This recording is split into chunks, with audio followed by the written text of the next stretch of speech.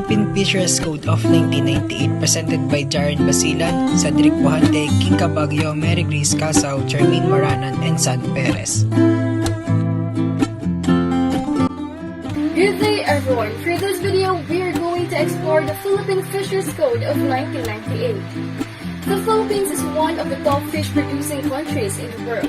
In 2015, the total volume of fisheries production reached 4.65 million metric tons with a total value of $7.26 billion. While in fact, this Philippine fisheries is governed by RA 8850 or an act providing for the development, management, and conservation of fisheries and aquatic resources, integrating all laws pertinent thereto and other purposes, which was enacted on February 17, 1998. However, this was amended by RA 10654 or an act to prevent, deter, and eliminate illegal, unreported, and unregulated fishing, amending Republic Act No. 8850, replacing it with a new Chapter 6 on prohibitions and penalties, and inserted a new Chapter 7 on administrative adjudication to empower the DENR in imposing the administrative fines. The objective of the law is to conserve, protect, and sustain the management of the country's fishery and aquatic resources, poverty alleviation, and the provision of the supplementary livelihood among municipal fisherfolk, improve the productivity of aquaculture within ecological limits, optimal utilization of offshore and deep sea resources, and upgrading of post-harvest technology. The provisions of this code as amended shall be enforced in all Philippine waters, including over waters, which the Philippines' sovereignty and jurisdiction, and the country's 200 nautical mile exclusive economic zone and continental shelf.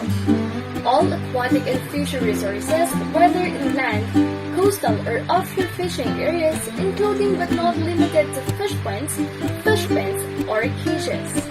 All lands devoted to aquaculture or businesses and activities relating to fishery, whether private or public lands, and all Philippine flag fishing vessels operating in areas governed by a regional fisheries management organization in the high seas or in waters of the other coastal states.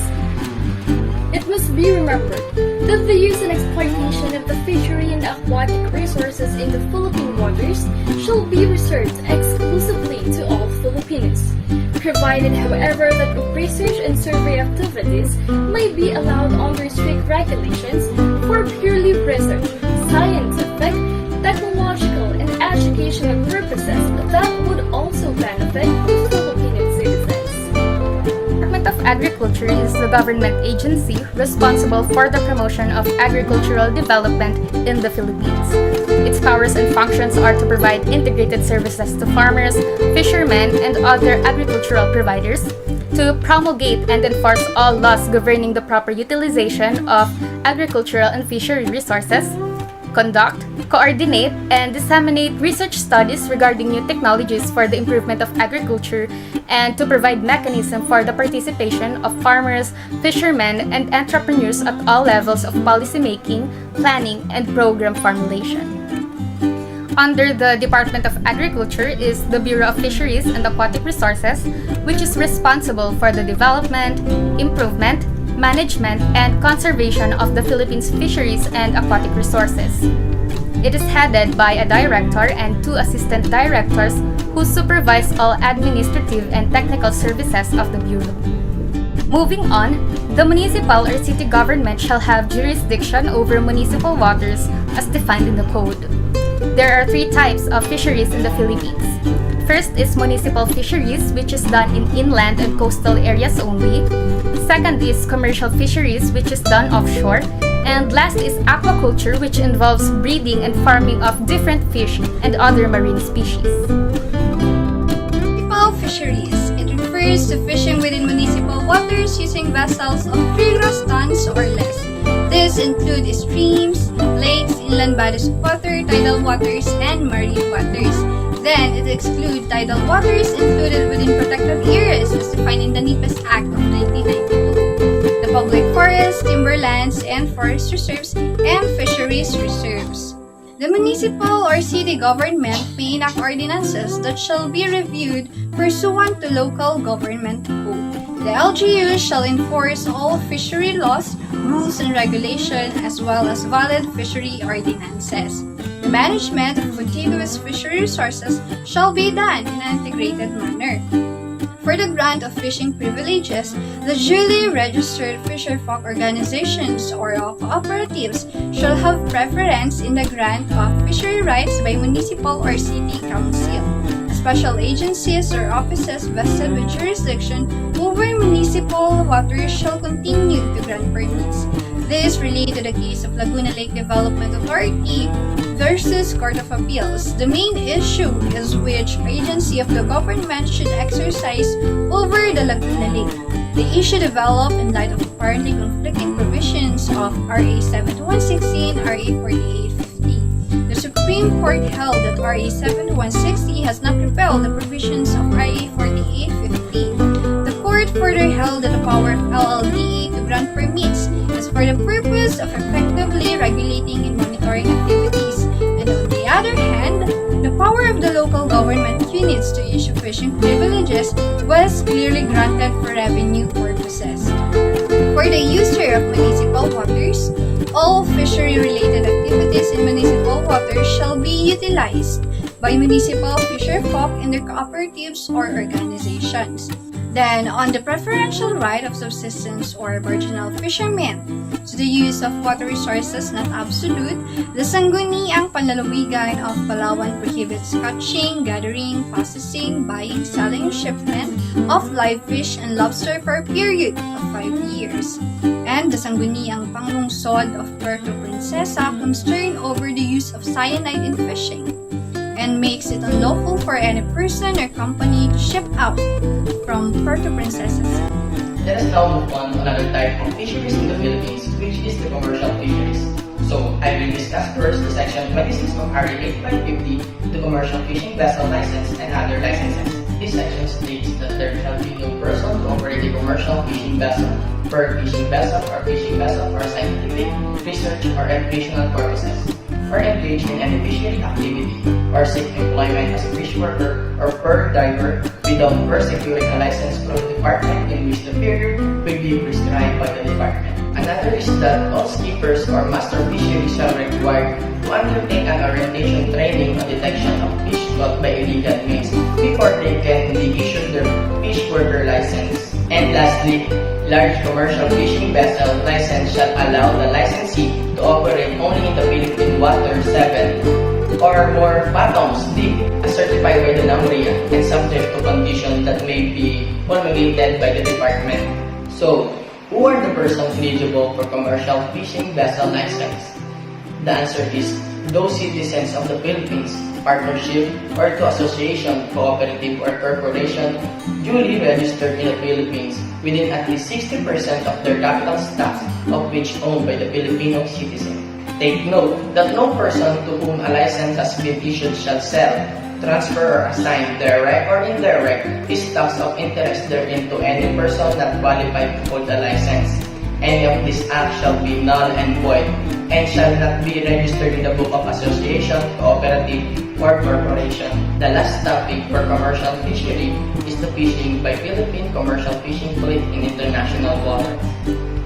The law says the fishing vessel of the Philippine Registry may operate in international water or water of other countries, which allow such fishing operation, but they should comply with the safety, manning, and other requirements of the Philippine Coast Guard, Maritime Industry Authority, and other agencies concerned.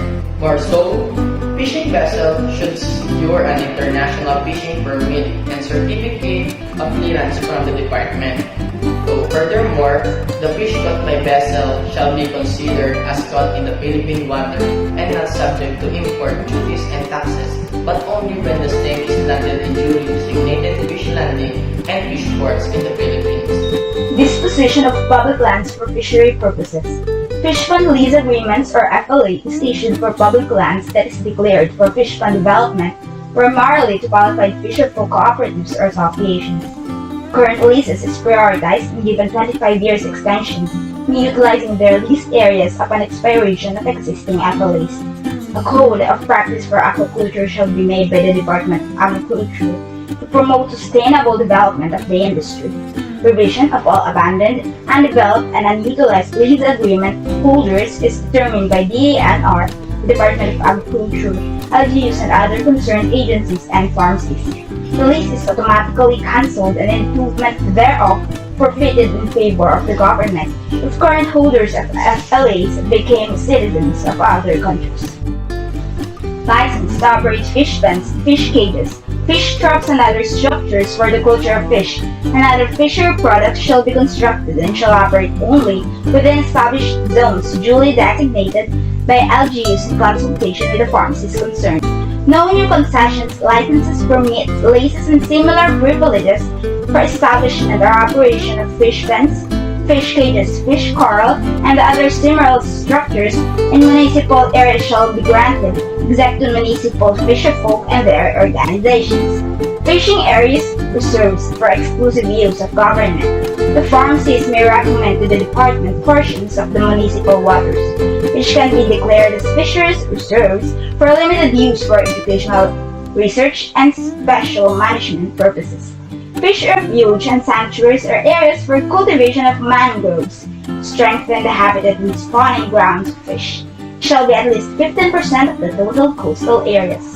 The last part we have the prohibitions and penalties such as unauthorized fishing or engaging in other unauthorized fisheries activities, poaching in Philippine waters, fishing through explosive, noxious or poisonous substance and or electricity, use of flying mesh net, use of active gear in the municipal waters and bays and other fishery management areas, ban on coral exploitation and exportations, ban on muroami and other methods and gear destructive to coral reefs and other marine habitats, illegal use of super lights, conversion of mangroves, fishing in overfished area and during closed season and other violations.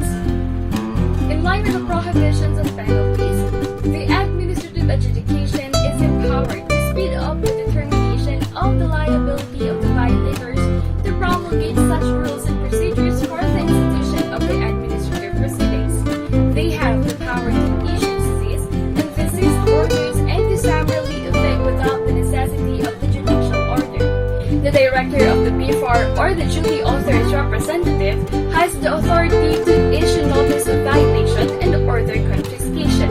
However, no injunction or restraining order from the MTC and RTC shall lie against the department and BFAR upon the ex parte motion or petition filed by any person or entity in the exercise by the department and BFAR of its regulatory functions in support of the implementation of this code. Moreover, the Adjudication Committee may impose the following additional sanctions to the administrative penalties imposed for serious violations, such as confiscation of fishing gear, impoundment of fishing vessel, temporary suspension or permanent revocation of license or permit, temporary or permanent ban from the availment of the applicable duty and tax rebates, inclusion in the IUU fishing vessel list, denial of entry and other port services, blacklisting, and the increase in the amount of fines but not to exceed 5 times the value of the catch. In case of repeated violations within a 5-year period, the amount of fine may be increased up to 8 times the value of the catch. And that ends our presentation. We are your group people and thank you for staying up with us.